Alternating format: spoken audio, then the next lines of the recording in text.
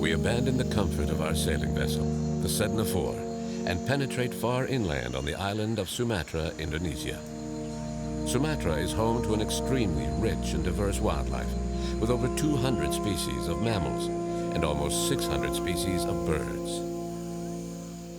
Its tropical forests and peatlands are a true global heritage. But the fast economic development based on the exploitation of natural resources today is a disaster for the biodiversity of the island. Located in Southeast Asia, Sumatra is the 6th largest island in the world. The majority of its lush primary forests have been razed in recent decades, giving way to monoculture trees used for paper and palm oil. Today, in what remains of these lush forests, we still find populations of elephants, tigers, rhinos, and great apes. But all these iconic species are now on the sad list of endangered species. The remaining orangutans struggle to survive the impact of deforestation. The loss of these habitats threatens the wildlife populations, and if nothing is done quickly to stop this massacre, 98% of forests could disappear within 20 years. For economic reasons, the majority of Indonesian land was given in grants to companies that decimate these precious forests to make way for the highly profitable palm cultivation. Palm oil, used in food, cosmetics, and biofuels, the vegetable oil most widely used in the world. The forests in the province of Aceh in the west of the island are one of the last refuges for populations of orangutans in Sumatra. Despite protective measures dating from the old regime, the new local government has granted new concessions to large corporations, razing and burning forests to convert them into monocultures. These practices are often illegal, but the government turns a blind eye. In this country, laws are often flouted, jeopardizing the survival of the last elephants, tigers, rhinos, and orangutans in Sumatra. Biologist Bryson Voirin, a specialist in arboreal mammals, joins our expedition. Well, I spent a good part of my life in tropical rainforest canopies around the world, in both New World and Old World forests. Now, this forest is especially interesting to me because of the orangutan. Our investigation begins at the SOCP Quarantine Center, the Orangutan Conservation Program in Sumatra. In addition to its many research programs, the SOCP collects the victims of deforestation and animals captured by poachers who resell them as pets.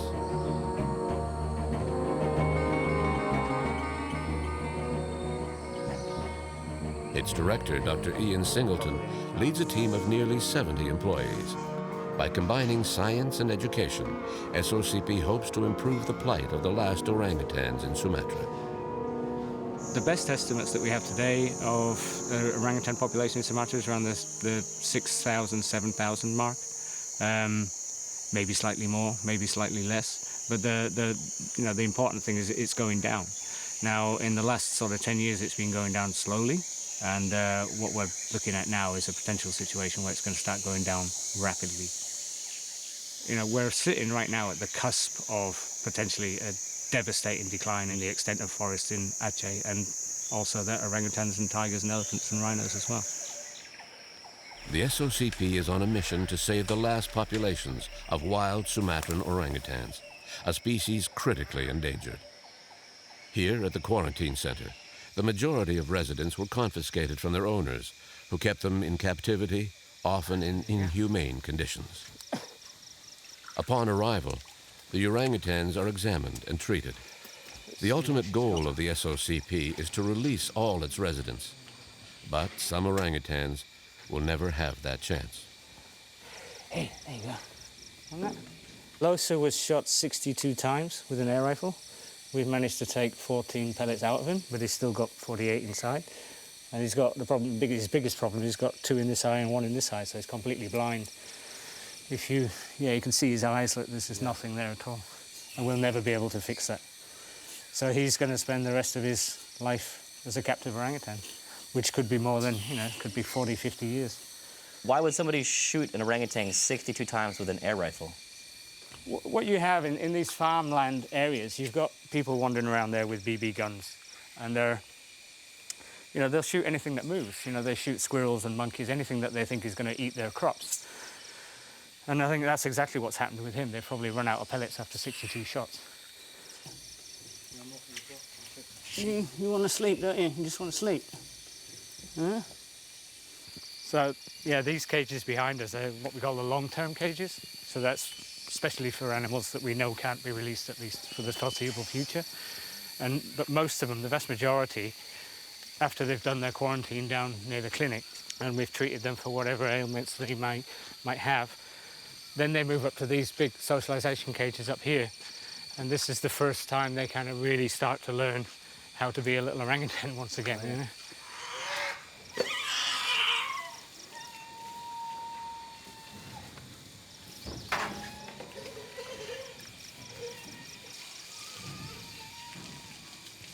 So this is, these are the socialization cages. So this is the first time they've met and been introduced to other orangutans, probably since their mother was killed and they were first captured. So this is where, once they're in here, they have to learn all these orangutan behavioral skills, how to defend their food resources, and then you find out who the bullies are and who the subordinate ones are and everything else. The aim is to get these groups together where they all know each other and they all know how to interact with each other, and then we always try and get them into groups so that when they do eventually move to the reintroduction centre, they're not travelling on their own. They're travelling with orangutans that they already know, and they're arriving there with orangutans they know. And oftentimes, some of the orangutans that are out in the forest there, they also know because they were in here a few months ago or something like that. So they all will be released eventually? Yeah, everybody in here is a release candidate. We're just waiting. This Saturday, we plan to move 6 orangutans from here to Janto to start the release process there. And everybody else is just waiting for their turn. But it's quite a rewarding stage to get to, because these guys have many of them spent years on their own. Some of them have even spent like 10 years chained to a single tree around the neck with a metre of chain. And to finally get them into a place like this where they can really exercise, get to move around, learn all these new skills, it's a really rewarding part of the process.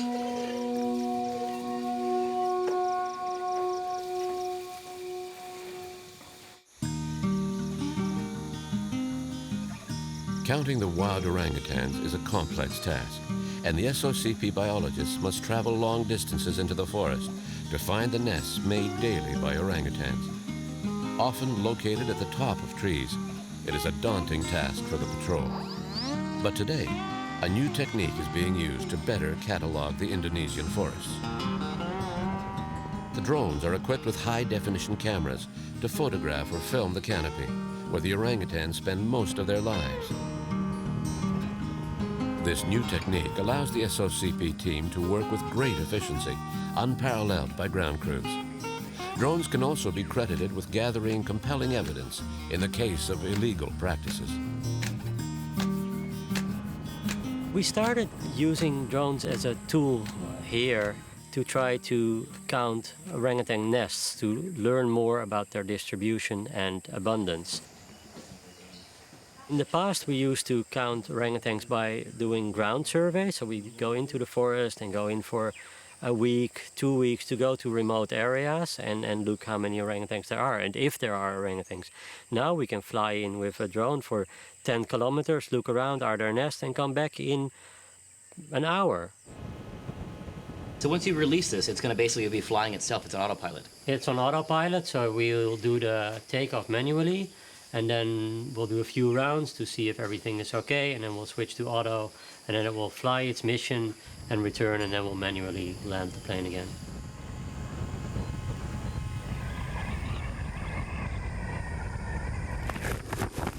Once we started that, we saw the footage and thought that this can be a much more applicable tool than only focusing on orangutans. It gives fantastic information on deforestation, on threats to the forest, on where forest is, what the agricultural threats are, and it gives us, in a way, very high resolution data that we can use to pinpoint where changes are occurring. In their efforts to protect the last wild populations, environmental groups have quickly understood the importance of documenting the logging operations. Drones have now become an effective weapon in the fight to save these last protected areas. The problem is not the oil palm tree. I mean, it's a wonderful, productive plant. The problem is the way the expansion of the industry is happening right now. The drupe palm has a much higher yield than soybean or rapeseed. Palm oil is now the most used vegetable oil in the world, and the expansion plans of these monocultures today threatens almost all the forests of Sumatra.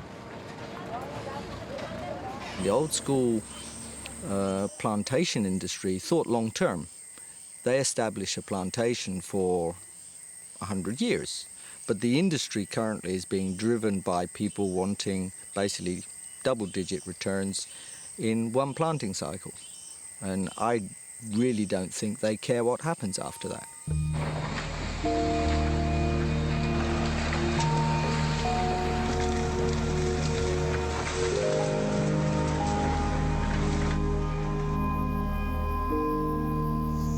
The trees are all cleared, everything is scorched, and 99.999% of everything that lived there dies.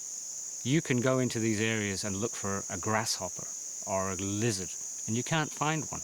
They're not there. Nothing survives this conversion process. When they're chopping down these forests in the first instance, they don't sort of get every tree on day one. So that you end up with a few trees here and a few trees there.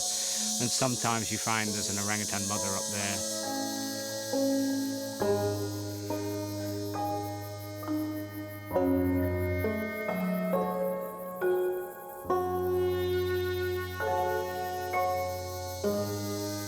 So they will chop the tree down and then they will jump on this animal and beat it and club it with machetes and wood and sharpened bamboo sticks and everything, and it'll be killed that way.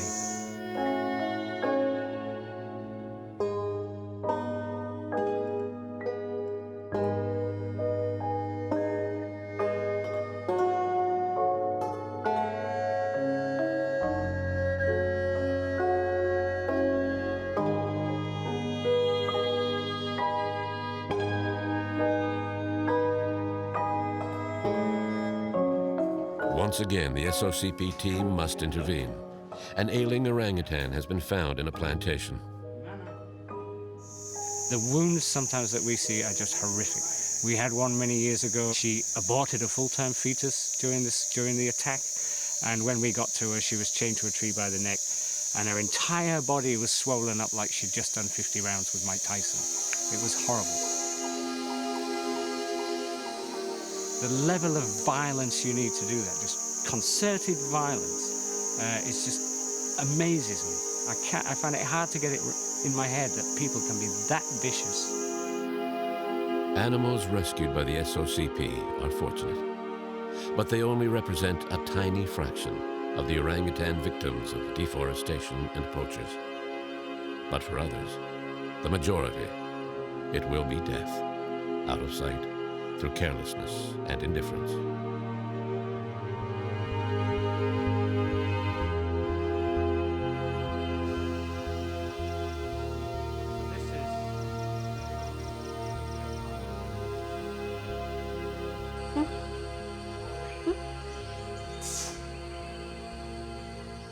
Wow. Wow. So this is the one we got yesterday morning, yeah? Yeah.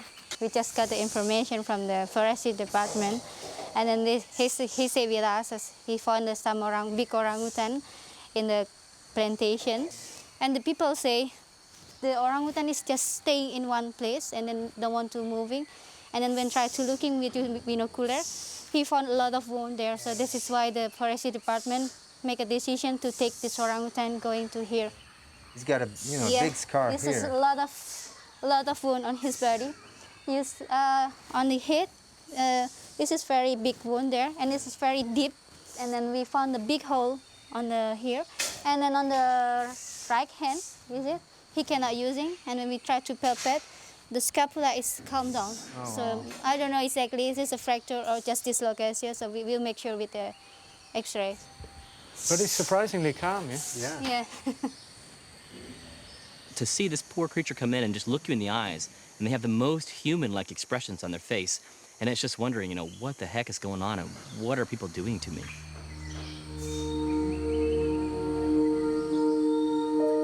The first step is to anesthetize the animal.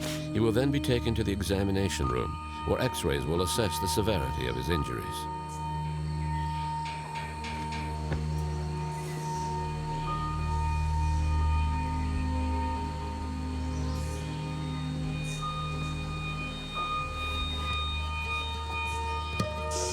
Rhea is an older male. He has not had much luck. His body is covered with bruises and injuries, likely inflicted by plantation workers. Again, the level of violence used reflects the inhumane treatment of these orangutans, who dare to stray into farmland or plantations.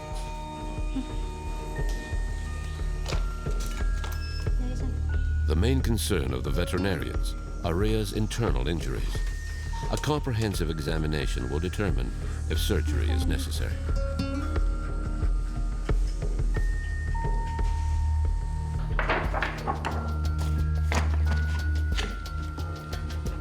Initial tests confirm that Rhea is in bad shape and that a weapon was used. The X-rays clearly show the presence of projectiles inside the body of the animal. So, yeah, this is the head and the skull. You can see there's the 1, 2, 3 pellets up there. 3 bullets here. 1, 2, 3. So I think there's around 18. Yeah, but it's kind of weird because they usually focus on the head. You know, they usually shoot him in the face. But these are obviously not too far away from his eyes. If they'd hit him in the eyes, he'd have been blinded. Yeah.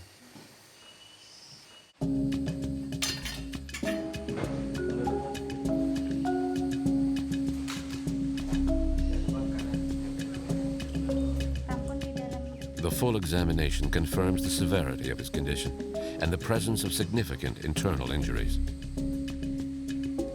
The veterinary team will have to perform several operations and then wait and see how the animal reacts. We observed the surgical procedures that lasted several hours. It was very extensive, and I think they're going to have to do more surgery on that animal just to keep it surviving for the time being.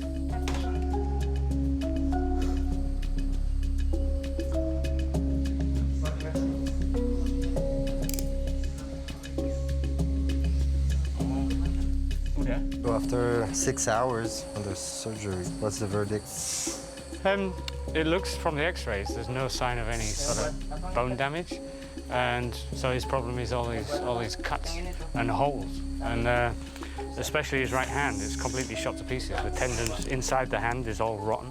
You can actually put a finger almost all the way in, just about every direction, and the tendons seem to be already rotten, so you can pull the ends and make the fingers move. So there's a good chance we may have to amputate that, but we'll review that over the next few days. So if you have to cut his right arm, is there less chance to be released, or? It depends on him, but he's lived in the forest, wild, and as long as he's sensible, missing a hand probably wouldn't be a major problem. We've already released one big male orangutan with an amputated arm here, and it doesn't bother him at all. We'll see. Yeah. It depends very much on him now, I think.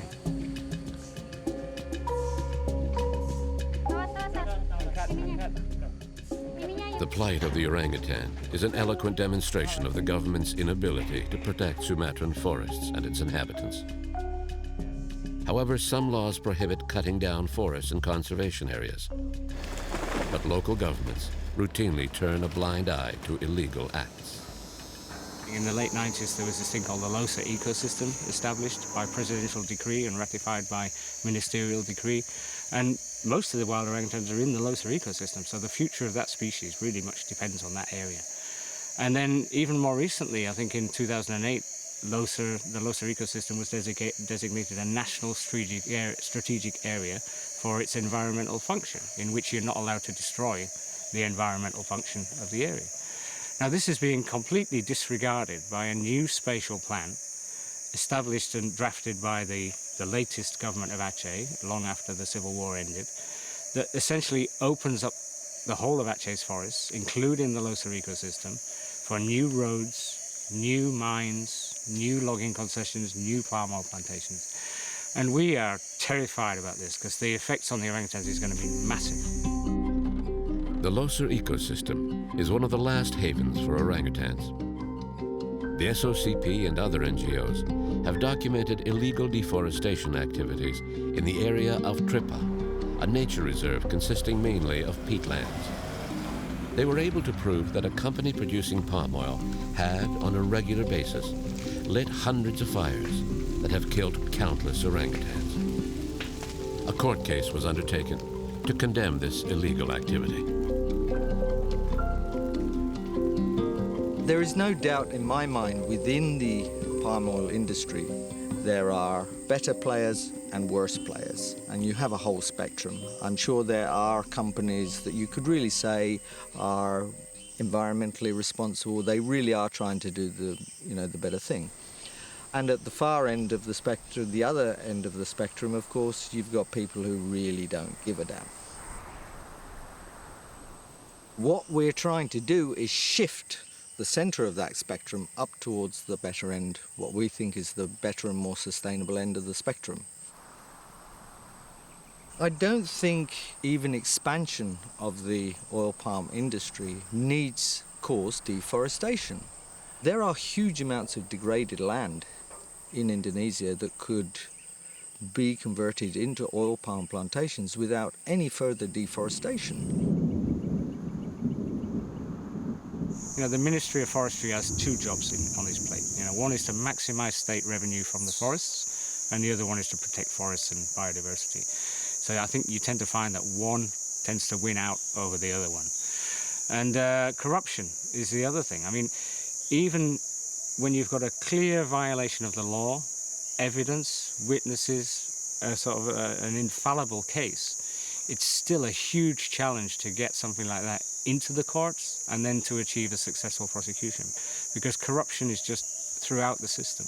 I would say the vast majority of damage being done is not caused, as a lot of people tend to advocate, poverty. I believe it's caused by greed. It's people that already have something wanting more.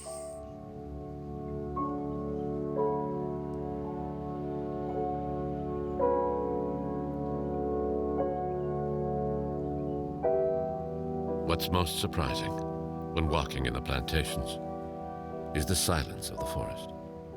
A deathly silence, reflecting a world without life, artificial, and no future. What's changed then in 100 years of having all these plantations around? Nothing. The money is in Jakarta. It's built shopping malls and new airport for Medan, and it's spent in Singapore.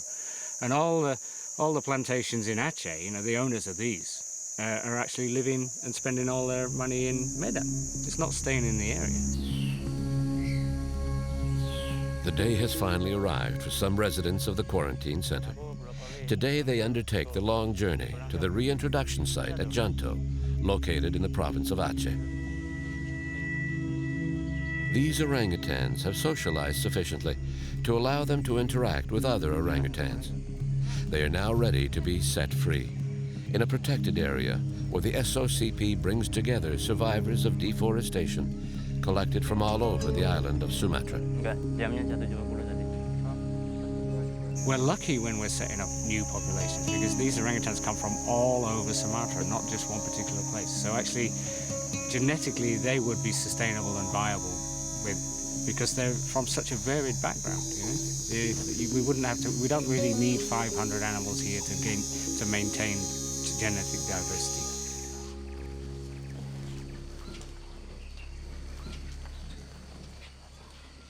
Satu lari ke bawah ya. Pelan-pelan aja, nggak usah buru-buru.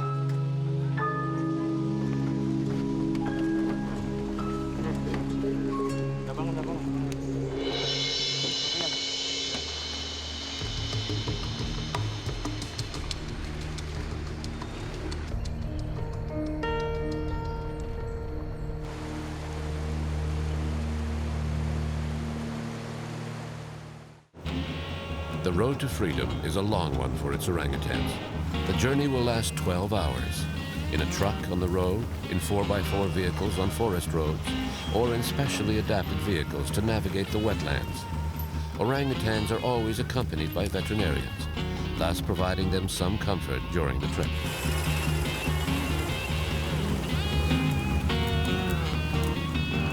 We also made the journey with them, often in dangerous conditions.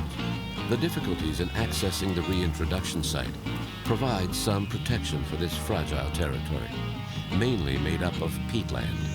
Peatlands are deep peat, where all the leaves and trees and branches that have fallen into the water have never rotted, because there's no oxygen down there. So you end up with this massive accumulation of carbon under the ground, sometimes 6, 10, 20 meters deep, something like that. Now, if you actually look at Indonesia, I think Indonesia has something like 56% of all the world's tropical peatlands.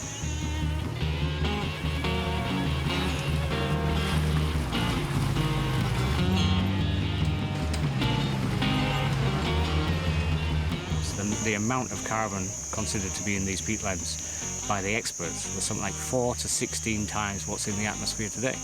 So this is a major issue. If you want to reduce emissions of carbon into the atmosphere, if you can stop destruction of Indonesia's rainforest, and especially its peatlands, you take a huge leap in the direction of your goal.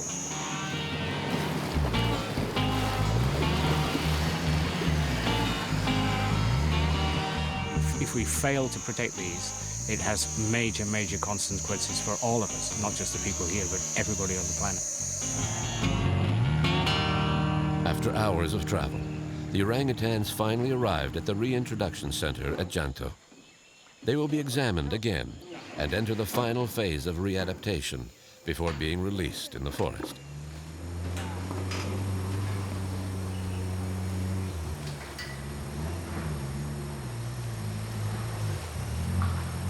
Mission accomplished. Yeah, this is the bit where we actually get to take a breather, eh? Yeah. It's always stressful when you've got the orangutans on the road, because anything can happen, like bridges breaking down or getting stuck with a broken axle or something. But once you get them here, they're healthy, they're in the cages, you can relax a bit. Orangutans tend to just sort of grasp it. You know, okay, I'm in a box, let's see where I go. Yeah.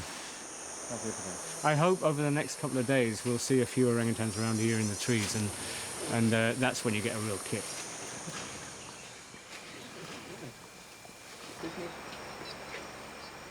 So he's feeding them now, but this is kind of fruit and veg that we normally get from the markets, just top up their diet. But once they get here in the Janto release site, we can start actually collecting fruits and other things from the forest, the stuff that they're going to encounter once they're out.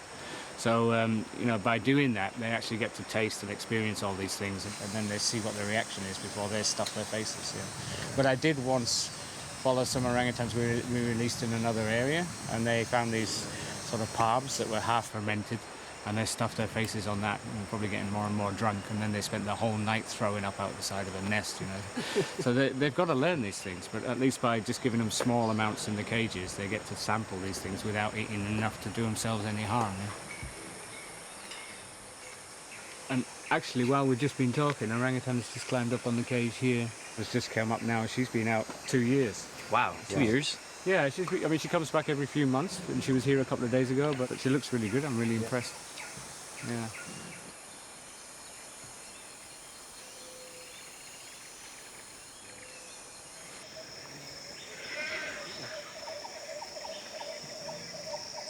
The aim of the project here is not to just have a few orangutans wandering free and happy again after a traumatic life. It's to set up a wild, functioning, viable population of an endangered species. And any tourism or disturbance or human contact undermines that. We want these animals to be behaving and acting just like wild orangutans, which means up in the trees, feeding, interacting with each other, and no interference from humans down on the ground.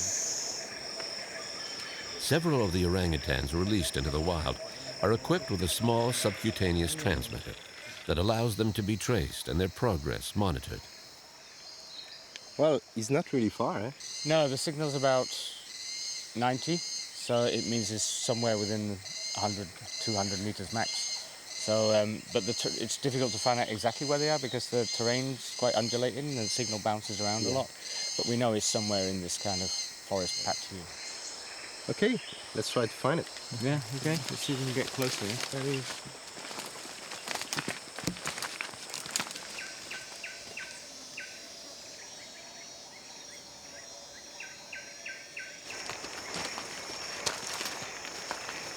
Mungkin dekat sini. Sini lah. Oh, there he is. No, up there. Look. Oh, See? yeah. Through that gap. You see him pretty clear. Yeah. Just sort of Yeah. yeah, just feeling, and then you can hear the fruit drop. Yeah. Usually when you find orangutans in the forest, if you're not using this stuff, it's you'd find them with your ears, not Yeah. with your eyes. You just hear this as the fruit drops and hits the leaves and stuff like that. And there's a nest right there. Yeah. Oh yeah. That, yeah, I don't think she's used that one yesterday. That looks like about a week old. It's always nice to see them though, yeah? Because Yeah. you remember when you see them like this, and you remember when the first time you met, say, Choti, and it was in somebody's back garden and skinny and terrified and maybe with a chain around its neck. And then you see them out here like this in the tree. It makes you realize, it makes you feel that what you're doing is really worthwhile. You're really achieving something fantastic. And I always get a kick out of it.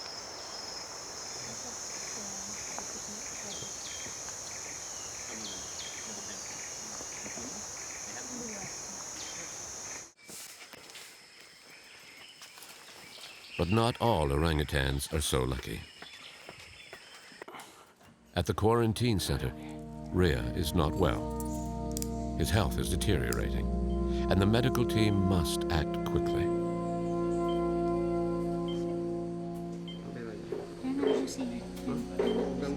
Fotonya lagi ya?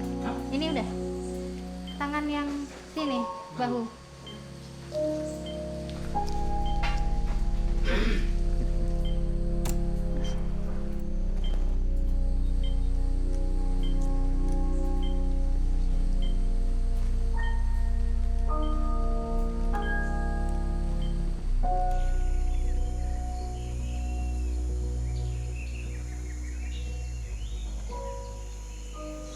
So great day for Ruben, eh?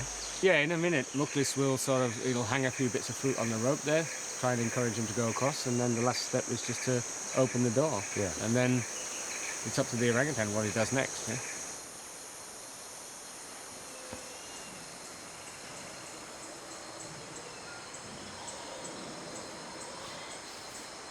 This is what it's all about, yeah? I mean, ever since the orangutans first confiscated and in the medical quarantine and patched up and everything else, it's all about this day where the door is finally opened and they have that chance of a second life in the wild, which could be another 40, 50 years or so. Yeah. It's fantastic. The door finally opens for Ruben, an orangutan confiscated from its owners and cared for by Ian's team. It's a great day, a day where liberty could finally triumph.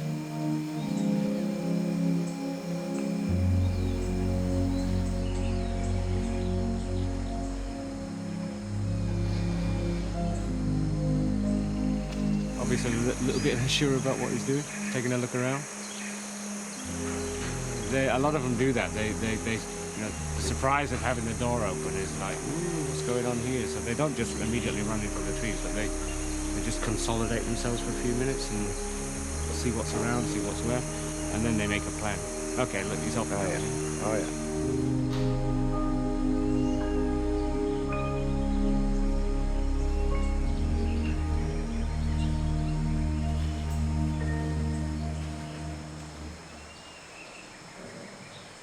Not very interested in the fruit, more interested in the tree. So we're very much hands-off from the very start. When they come out of the cages, they're not looking for a human contact. They're looking at the trees and seeing other orangutans there, and they're going there, and they're staying there. There's no difference between these orangutans right now and those orangutans I followed for 2 years in the swamps. They're up there all the time, feeding very much on the stuff they should be feeding on. And at the end of the day, they made these beautiful nests and went to sleep.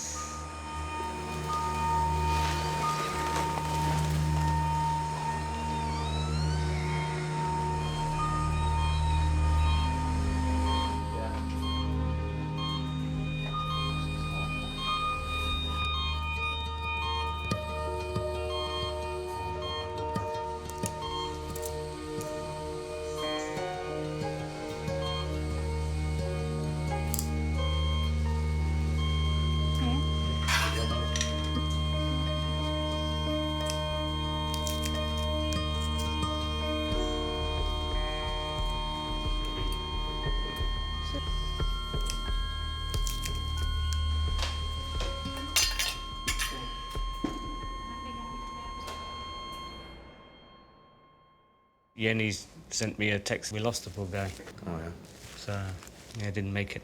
But I'm kind of, yeah, disappointed because I was a bit optimistic. I thought when we had a good look at him the other day, it looked like he's still pretty strong. He's been enthusiastic about his food.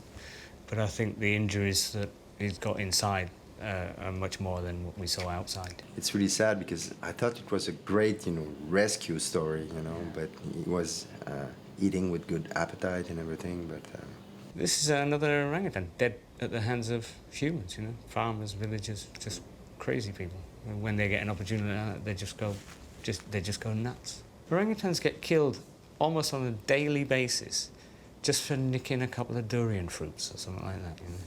It's just bizarre. It's completely out of kilter. Crazy. Sad. But we move on. Try and save the other ones.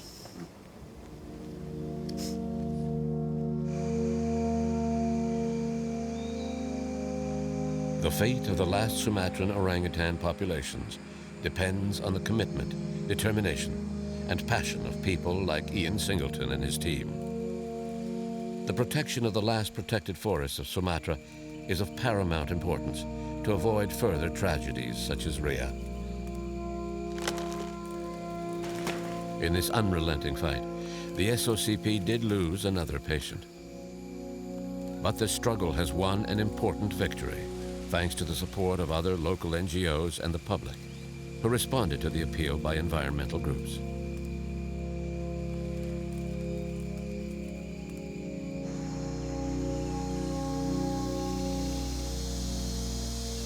Over the years, I think many NGOs have realized the value of these social networking systems.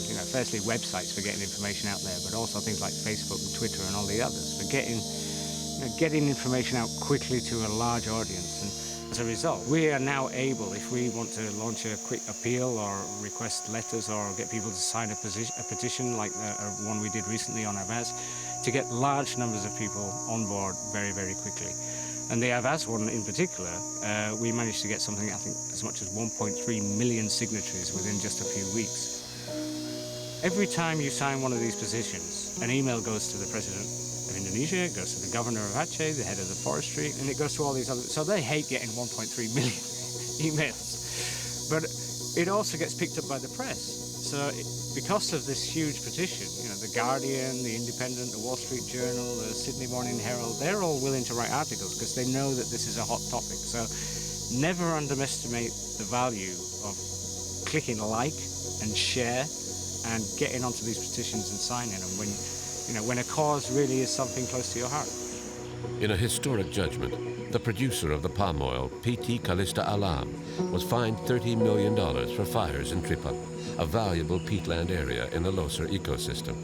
This victory is perhaps a consolation prize, however, since a new development plan in the forests in the province of Aceh has been adopted by politicians.